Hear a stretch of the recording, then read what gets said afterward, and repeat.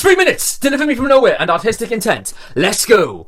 Is it a good idea to admit to knowing little about an artist before reviewing the story of their life? Probably not, but here goes anyway. Welcome back to RVW Movies, home of the 3-minute movie media. I'm Reece T, and I'd always assumed Bruce Springsteen to be the voice of Americana, the very face of Born in the USA.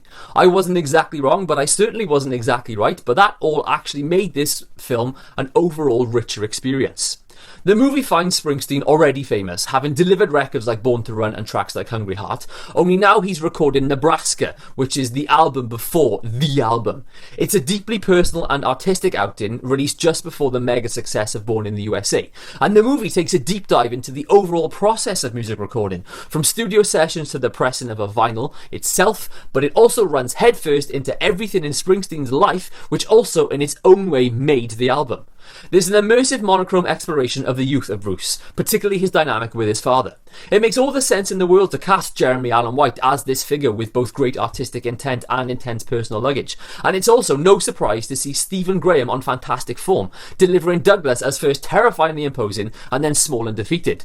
We see the Atlantic cities and mansions on the hill that comprise the Nebraska song sheet, although alongside a Springsteen voiceover, for a moment the movie threatens to become little more than a glorified big screen version of VH1's classic album series.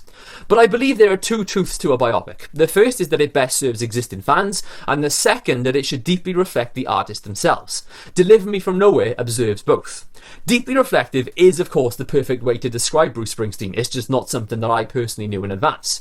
His show-stopping hits do exist here, with his biggest making a triumphant and wholly enjoyable appearance in a scene that does just feel a little like it exists to provide a trailer moment, but overall it stands to reason that this artist, who both needs and wants to explore his personal history in song, would pick a time in his life for his film that he feels best reflects his life, thoughts and philosophies, even if that means something much darker than expected with the soundtrack to match.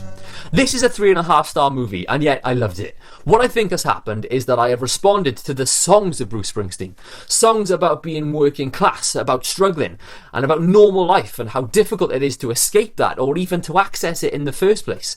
I won't be the last to form this connection to those things or to his work, but for perhaps the first time, this is a music biopic serving as an entry point into an artist's life, not a shallow attempt to show and tell all. It would be very easy to be frustrated by this film's lack of hits and studio anthems, just like the studio executives that populate the fringes of Bruce's life. But for those who believe in the boss, like his manager John Landau and his generations of fans that he's inspired across the world, it's also very easy to have the patience to allow this artist the time to tell his story in his way. And personally speaking, I'd always rather be on the side of the artist than of the executive.